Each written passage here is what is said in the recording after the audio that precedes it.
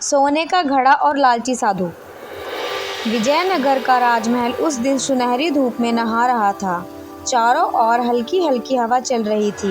बाजार में लोग अपने अपने काम में व्यस्त थे, लेकिन महल के कोने में तेनालीराम अपने बगीचे में आराम से बैठकर आम के पेड़ के नीचे किताब पढ़ रहे थे। राजा कृष्णदेव राय उस समय दरबार में थे, लेकिन अचानक एक हरकारा आया और बोला, महाराज, राज्य में एक चमत्कारी साधु आया है जो दावा करता है कि उसके पास सोने का घड़ा है। राजा उत्सुक हो उठे। सोने का घड़ा, और वो भी किसी साधु के पास? यह तो बहुत अजीब बात है। दरअसल उस साधु का असली नाम भैरवनाथ था। वह एक घूम कर लोगों को मंत्र तंत्र और चमत्कार दिखाकर धोखा देता था। उसके पास पीतल का एक पुराना घड़ा था जिसे वह खास तरीके से पॉलिश करता था ताकि वह सोने का दिखे।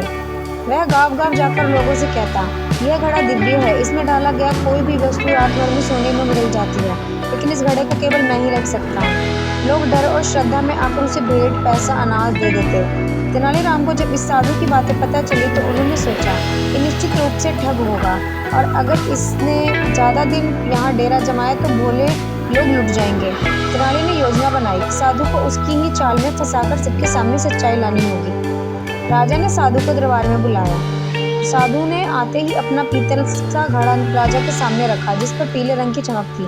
साधु बोला, महाराज, ये घड़ा दिव्य है। इसे ऋषियों ने मुझे वरदान में दिया था। जो भी वस्तु इसमें रखी जाती है वह रात भर में सोने की बन जाती है। दरबार में हलचल मच गई। कई मंत्री भी चकित रह गए। राजा ने उत्सुकता से पूछा, क्या ये सच है? साधु ने मुस्कुराकर कहा, यदि महाराज चाहे तो एक प्रयोग करें। साधु ने राजा के महल को से चांदी का एक छोटा कटोरा लिया, उसे घड़े में रखा और कहा, महाराज, इसे कल सुबह देखिए। अगले दिन जब घड़ा खोला गया तो उसमें सचमुच सोने का कटोरा था।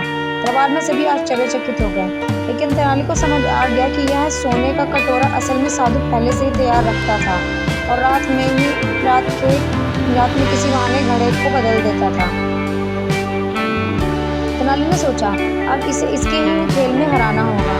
तेनाली साधु के पास गए और बोले, महाराज, मैं एक गरीब ब्राह्मण हूँ, लेकिन मेरे पास एक कीमती चीज़ है, एक पुराना लोहे का घड़ा जो मेरे दादाजी की निशानी है। अगर आपका घड़ा सचमुच चमत्कारी है तो मैं इसे सोने का बनवाकर अपनी गरीबी दूर कर लूँगा। साधु मुस्कुराया, ठीक है, लेकिन इसकी कीमत लगेगी। तेनाली ने सोने के कुछ सिक्के उसे दे दिए जो दरअसल राजा ने तेनाली की योजना के लिए दिए थे। साधु ने राजा को वही पुरानी चाल दोहराने की सोची। साधु ने रात को वही पुरानी चाल दोहराने की सोची, लेकिन जब उसे घड़े में रखा लोहे का घड़ा निकालना चाहा तो तेनाली ने गुप्त पहरेदार ने देख लिया और वह असली घड़ा छुपाकर पहले से रखा सोना का घड़ा रख रहा है। पहरेदार ने चुपचाप तेनाली को खबर दी। सुबह दरबार में भीड़ लग गई। साधु ने मुस्कुराते हुए घड़ा खोला और चमकदार सोने का घड़ा बाहर निकला। राजा हैरान थे, लेकिन तेनाली ने तुरंत कहा, महाराज, क्या मैं भी एक प्रयोग कर सकता हूँ? राजा ने अनुमति दी।